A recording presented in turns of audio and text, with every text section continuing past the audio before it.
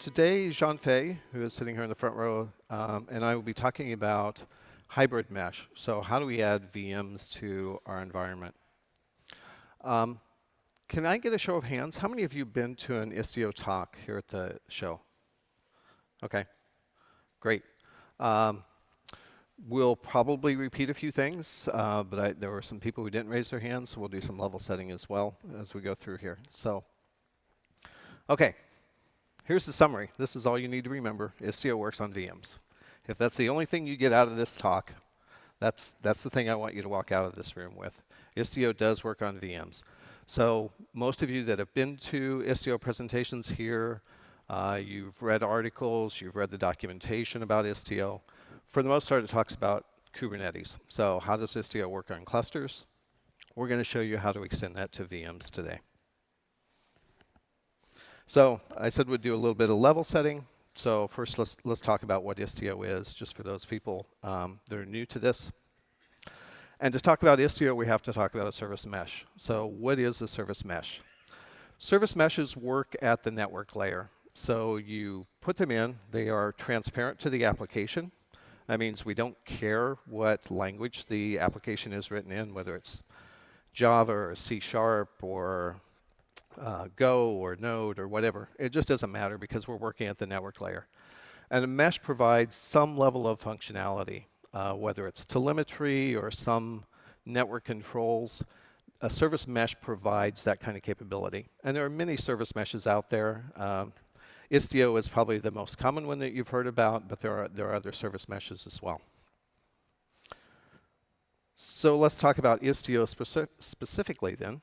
It is a service mesh, but we think it's much more than that. It's an open services platform. Because we've designed so many extensibility points into Istio, again, it works on containers and VMs, so we can bring in the full environment. You can plug in different monitoring solutions. You can plug in all kinds of access control solutions. So it really is a platform that allows you to really control your services, both what's going on at the network level and monitoring all that information. So what is the value proposition of Istio then? We break it down into these three things. Uniform observability. Because we're at the network layer, we see all the network traffic, and we know what's going on the network. And we can send all that telemetry information to the mixer, which is part of the control plane.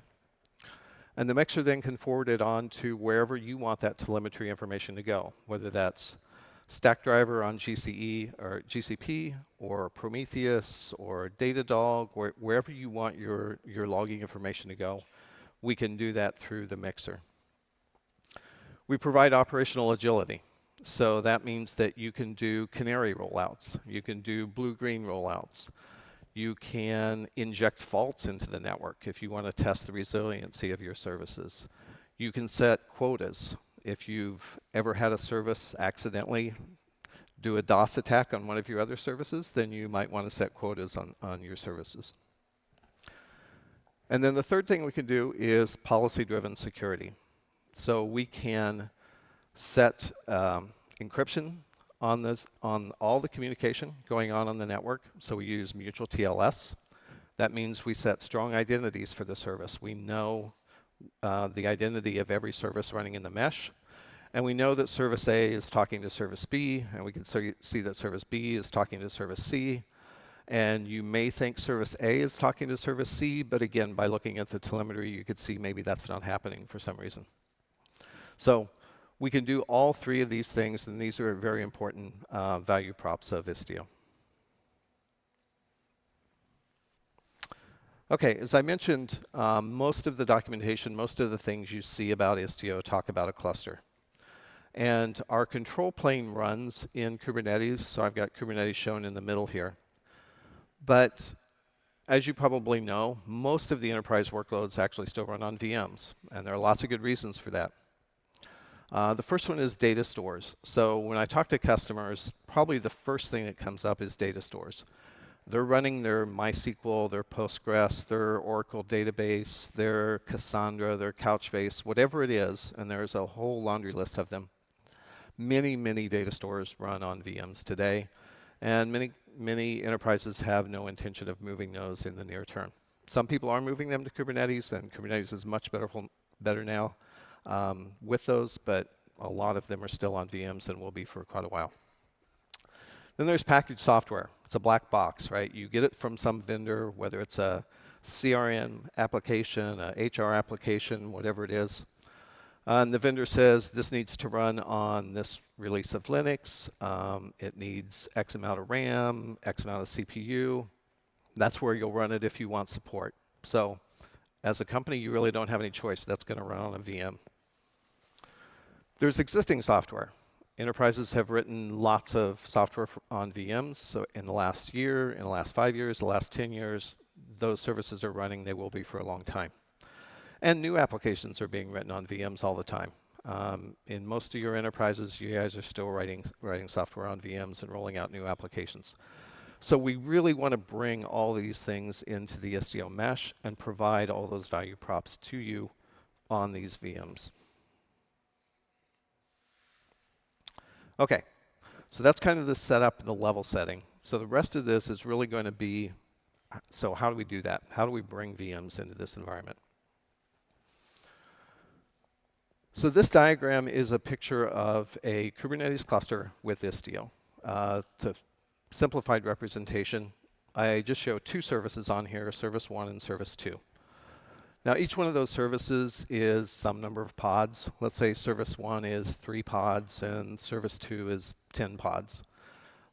Because we have Istio running on here, those services, those pods are running Istio sidecars as well. So imagine Service 1 and Service 2 are broken out into those pods, and they're running the Istio sidecars. We have the control plane components here on the right, Mixer, Pilot, and Citadel. Pilot is pushing out the policy to all the Istio sidecars. It's the one that tells it how to direct traffic and all those kind of things, what the security policy should be. Mixer is getting all the requests from the Istio sidecars and the proxies. It's getting all that telemetry information and then forwarding on to, in what Jianfei will show you in a minute, is Prometheus in our case. And then Citadel is the CA, the certification authority. So it's providing the certificates for the strong authentication between services. Over on the left are the Ingress and Egress gateways into and out of the cluster. So this is what a standard Kubernetes cluster looks like with Istio installed. And again, for those of you that have been to other talks, this is kind of where the story stops. But what we want to do is bring in VMs into this story, right? So again, two more simple services on here, Service 3 and Service 4. So how do we add VMs to this world? Well, there's some setup we have to do, and we obviously have to install some software. We're going to put the Envoy proxy onto these VMs. I don't actually show it, but there's another component that goes on the VMs as well. It's the node agent, and that's the thing that talks to Citadel and is doing the certificate renewal and so forth. So we have the Envoy proxy, the node agent that we get installed on the VMs, and then we have to tell the cluster how to communicate with the VMs, and the VMs how to communicate with the cluster.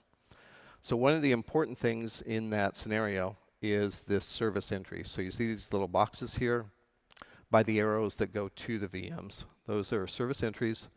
A service entry is a CRD that gets installed into the cluster as part of the Istio install.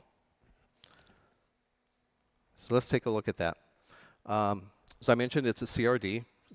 It's a configurable resource definition. This is the way you extend Kubernetes and tell it about new resources. This is a service entry. It's, 20 lines of YAML or so. And this is all we need to do to supply the cluster with information about services on VMs. So some specific information in here. The top box there is the service entry. That just says what type of configurable resource this is. So again, this is the extension to Kubernetes. And then we're going to provide some information about what the service is. In this case, the name of the service, I just grabbed this YAML right out of the Istio documentation, so it's a simple example. The name is the VM HTTP. We have to tell it what the fully qualified name of the host is. So here is VM HTTP.service namespace. So again, we're dealing with a Kubernetes control plane, and Kubernetes has namespaces, so we have to tell it where this service is going to live, what namespace it's going to live in. You can create a new namespace for your VMs. You can put it in existing namespaces. I think actually the demo you'll see in a few minutes just uses the default namespace, but it's totally up to you. You just have to put these things in a namespace.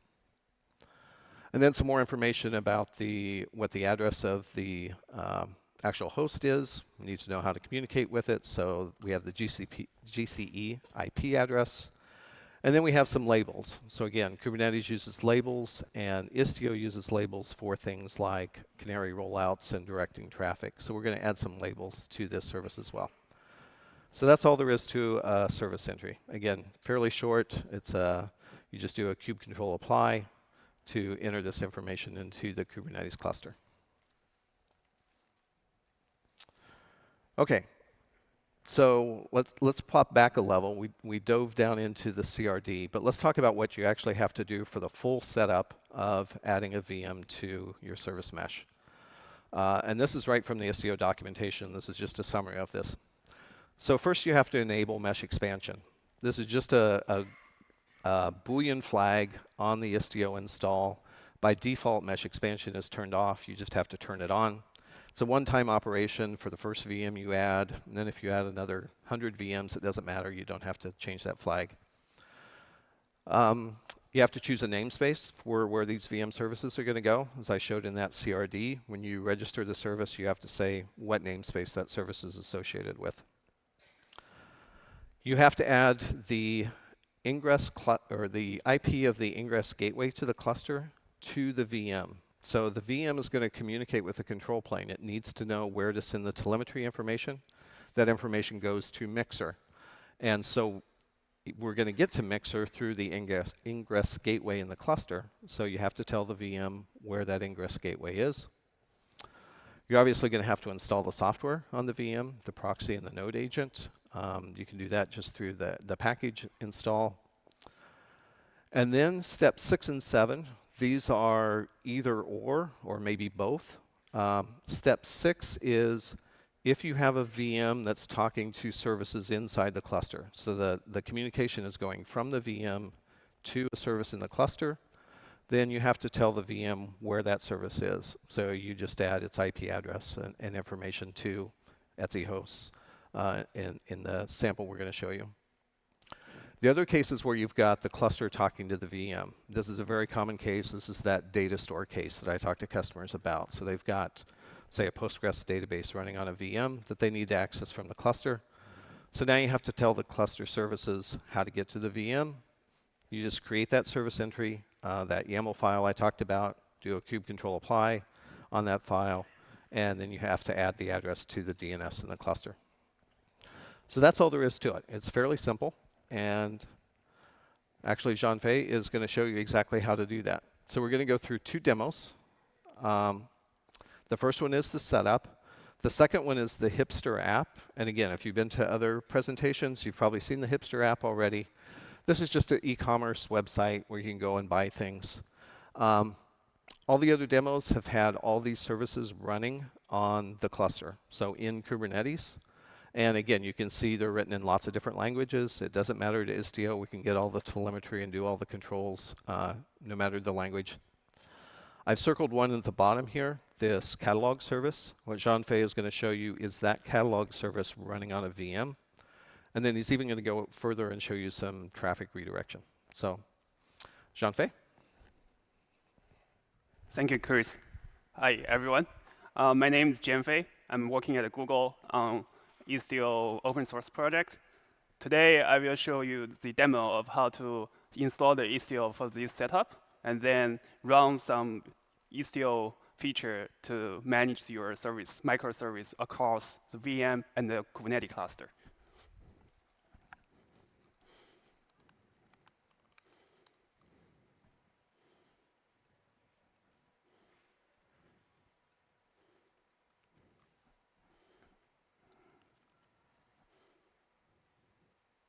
OK, let's switch to the demo. So first of all, for all the instructions and setups that I'm doing today, you can find the information on istio.io website. And here you can find the setup and how to run the workloads on the VM and what kind of operations you need for this kind of setup. So please check it out. And so the app, as you probably already heard of a lot of times at the Next, that is a hipster shop app. People can come to this website and choose the favorite items you'd like and pick it up to your cart and check it out. So it works perfectly. Everything, this is a microservice-based architecture. Everything is a microservice. They are communicating with each other using gRPC protocols. And if you enable Istio, you get all the benefits of the Istio security, telemetry, and the traffic management out of the box. Great. So except one thing, the product catalog service is somehow still runs on the VM, and you still want to wire things together and behave as a single mesh. So we are going to just do it.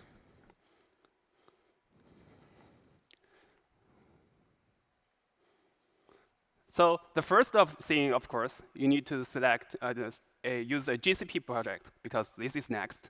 And you need to choose a GKE cluster, and you need to choose a GC VM that is hosting the VM application workload. We are doing that setup via some environment variable. Sorry, this should be hipster product catalog.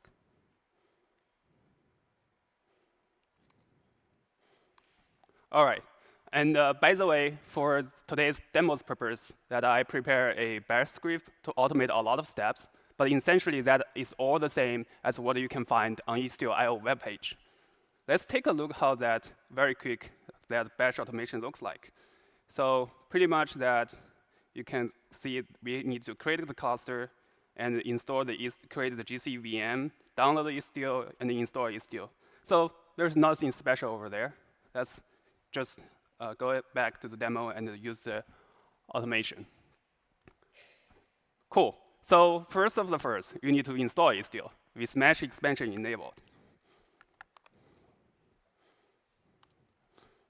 We'll run this setup, and this will try to download Istio and use your GKE cluster, install the Istio with a special ham flag, enable the Mesh expansion.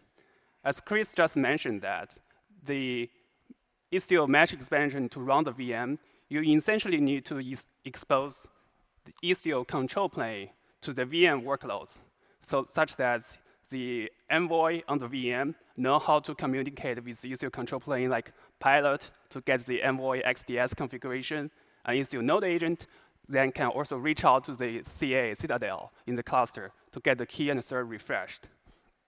And also for the mixer, you need to report the telemetry data back to the Prometheus. Great, so we just finished the installation. And now we need to do another thing to set up the GC VM.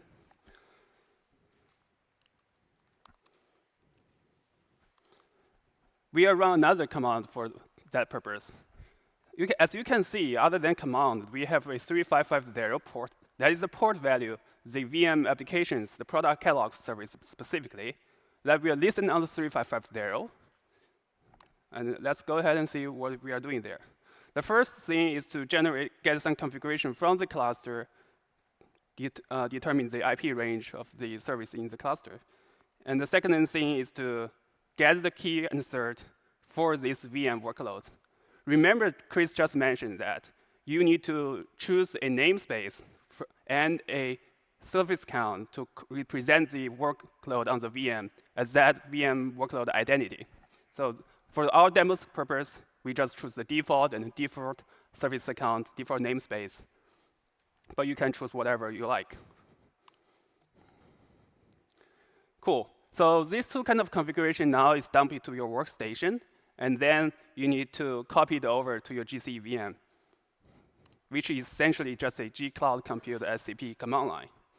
You can see that a bunch of configuration has been copied to the GC instance. Once we have all those configurations being copied over, now it's time to run some automation on the GC instance. So this part of the script now will be running inside of that VM instance. So as you can see that, the gate we put the gateway IP, a public IP, onto the /etc/host. So the Envoy can use the name Istio-pilot to resolve the address of the Istio control plane through gateway. And this part is just trying to download the Istio Debian package that will be installed on the VM operating system. And we also need to copy the key assert to the designated file system path for the Envoy to talk in mutual TLS. All right.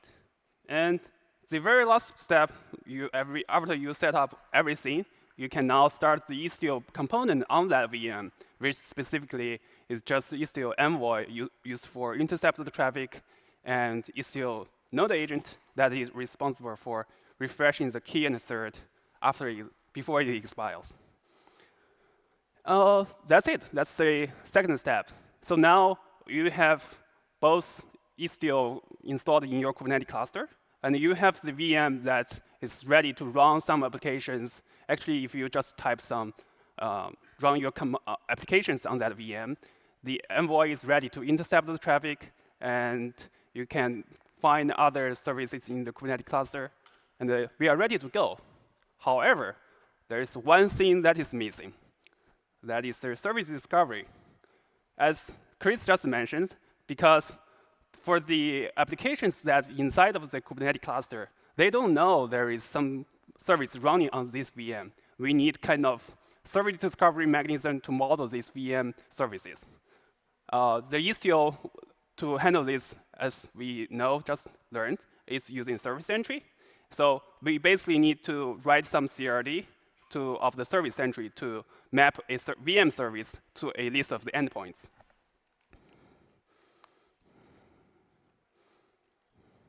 So here, we choose the name of the service is product catalog services, and the port value is 3550, match what we just used. And the protocol is the gRPC. That's the 3 arguments for this command. Great, we just did that. So this essentially do 2 things. First is to create a service entry that to list the IP of the VMs. And the second thing is to create a Kubernetes service selector service. The purpose of that is that when you create a service in the Kubernetes cluster, the kubedns is able to return a corresponding DNS record for the workloads in the Kubernetes cluster to resolve. So the Kubernetes applications can use the names instead of IPs. And so let's take a look what the service entry we just generated looks like.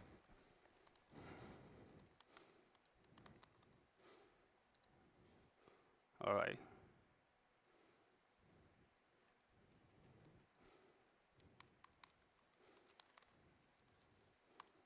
Sorry, need to output the YAML file. All right, so as you can see, probably need to scroll up a little bit.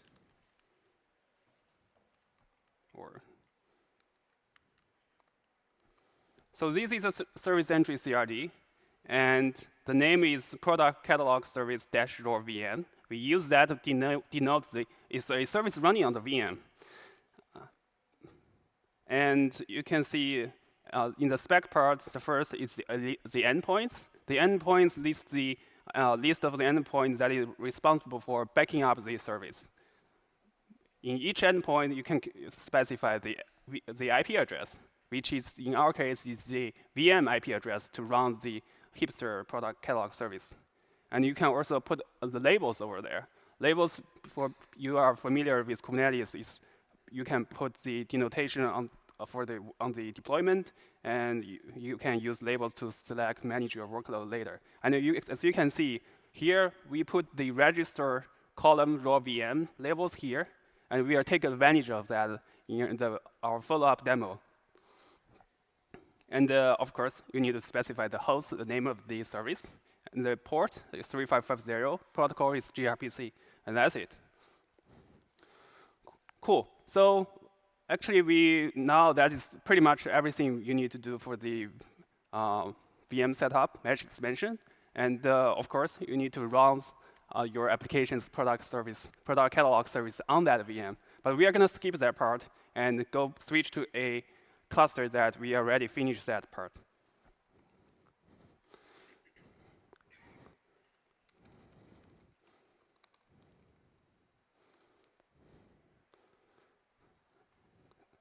So for this hipster app, everything is exposed through a front-end Ingress. And here is the public IP of the front-end Ingress. Let's send some requests to this app to see what is going on there. So you hit the refresh buttons a couple of times, and oops. OK, so here we go. As you can see, sometimes it shows a list of the products. Sometimes it only shows one product. Why that is the case? Because we actually run the product catalog service on both Kubernetes Cluster and on the GCE VM. In some sense, this single service is spanning across different platforms, whether it's on the VM or it is on Kubernetes Cluster. From a mesh point of view, it doesn't matter. And so to create a visual, very distinguishable effect, we curated the items to only retain one product item on the VM version. And for the Kubernetes one, we have more products for you to buy from. So, and if you're not, by the default case, when you are not using any advanced virtual service kind of routing configuration, it's randomly select either one of the endpoint, either the VM endpoint or the pod in the Kubernetes cluster. So it is 50 by 50 chance, and we are see that through the dashboard later. Cool. So now let's send some traffic to simulate the real customer traffic. We have a Python script to generate some traffic against that front end. So let's stop. Let me explain a little bit of what this Python script is doing. So this Python script is sending some requests to the front end and parse the HTML. And if it is only return one items, then we know it is from the VM. And if it is returns more items, then it is from Kubernetes cluster. So in such a way that we can count the accumulated requests that is either handled by the Kubernetes cluster or they handled by the VM workload. And so as you can see, this is roughly 50 and 50. There's just pure random. We are going to just run this script continuously to generate some traffic. Now, as you know, one of the value proposition for Istio is to have the out-of-box telemetry feature. And let me show you on the Grafana dashboard. So here is the Grafana. Probably I need to zoom in a little bit. So we choose the namespace default, and the workload, you can see here, there is both product catalog service and product catalog -raw VM, and there is product catalog service. The upper part, this part, is the Kubernetes version that is using the Kubernetes deployment name to denote the workload name. And the second part matches what we used in the service entry, and we use this for the VM workload. Let's refresh it a little bit. As you can see that, so it has some QPS, 2 QPS, and this is the response code at 200, and it works great. Let's do another tab side by side to see the traffic that is running on the Kubernetes cluster. And it's 3 QPS. So it's not that accurate, but it's roughly at like 50% by 50%. So you get the telemetry feature from the Istio. Now let's say you want to protect your traffic. You want to enable the mutual TLS handled by the Envoy. You don't need to do anything on your applications. So for that, we are just write some authentication policy. So as some of you familiar with the Istio, we use authentication policy to configure the server-side security requirement. Basically, we say for this service, for this port, we require you to either the client needs to talk in mutual TLS, or you need to give me a JOT. For our purpose, we are just using mutual TLS, and we have some CRD here. Let's take a look at how that looks like. The policy specifies the product catalog service, and the mutual TLS, we specify the mode as the strict. Also, that is for server-side requirements that client, you please talk in mutual TLS, otherwise I will reject. And for the client side, that is the destination rule. Destination rule tells how the client envoy, what kind of the mutual TLS settings you need to use when talk to the specific server. So we specify Istio mutual, and here so that the client and server both will use expected results.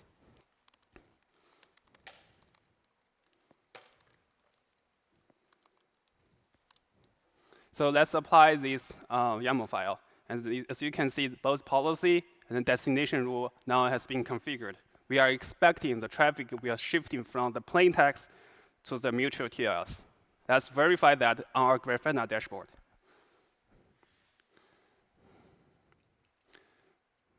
Just it take a couple of seconds for the CRD from the API server to go to the pilot and then goes to Envoy. Let me refresh it. Oh, actually, you can see that.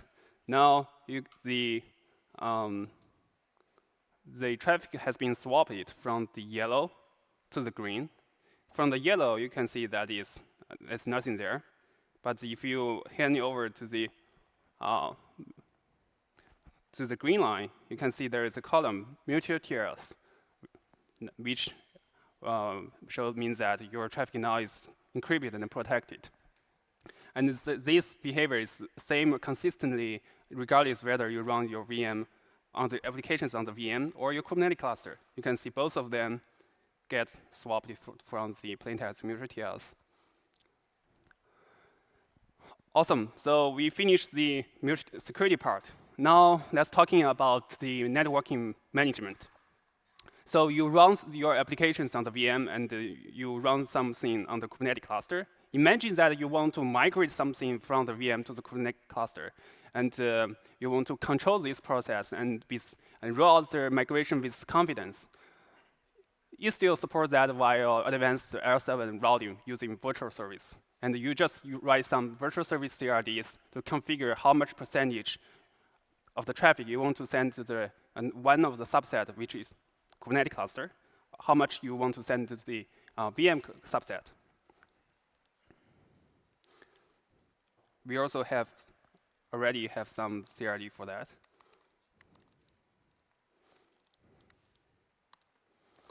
Here we go. So the first part, again, is the destination rule. And in the destination rule, other than the TLS settings, we also specify 2 subsets. The first one is the Kubernetes one. It uses labels. Labels that basically, for the workload that has app, column, product catalog services labels, that we make that as part of the Kubernetes subset. And for the endpoint that has the registry column raw VM, these labels, that we think that is a raw VM, the VM part of the subset. So remember that the registry column raw VM, these labels, that is exactly what you just put in the service entry. Basically, in the Kubernetes, you put labels in your deployment, And in the service entry, we have the same functionality for you to attach labels and use that to define the subset. Once you define the subset of service, you can then use the virtual service for the routing. As you can see that for the Kubernetes subset, we use 80%. And for the VM part, we use 20%. So we are expecting, after apply these two CRDs, the more traffic from 50 will jump to the 80 for the Kubernetes traffic. And the VM will get less traffic.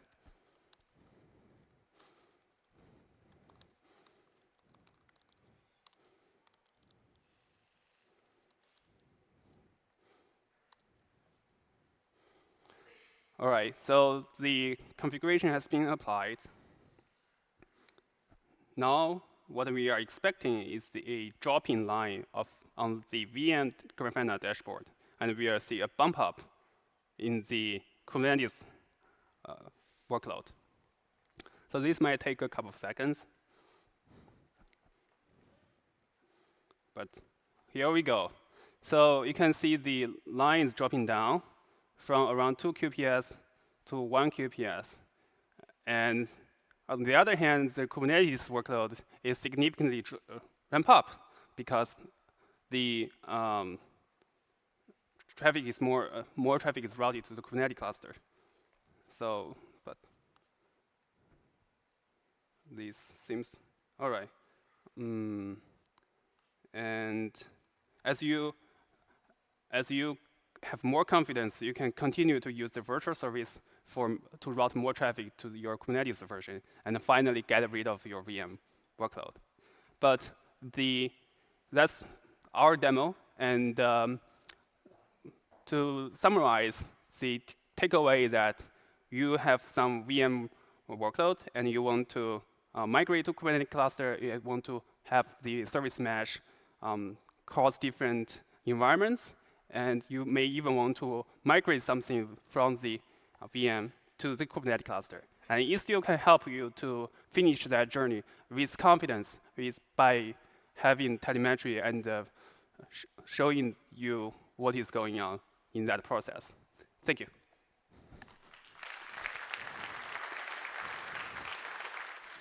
Okay. Thanks, Jianfei. Okay, that was a lot of information packed into that demo.